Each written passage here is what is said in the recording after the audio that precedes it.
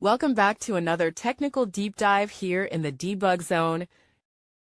Today we're tackling a big question and breaking it down with insights from other users. Hopefully this clears up some misconceptions and helps you get the answer you need. So buckle up, stay a little curious, and let's jump right in.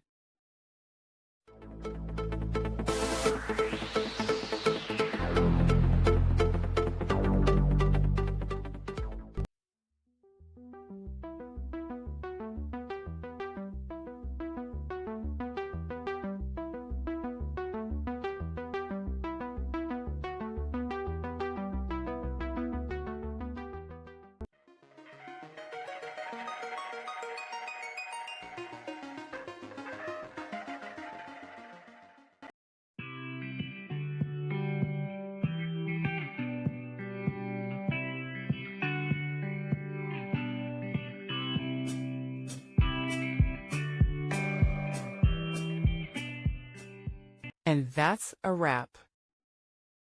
I hope you found the answer you were looking for. If you did, take a second to hit that subscribe button. It really helps out. And let me know in the comments which solution worked best for you. See you next time in the debug zone.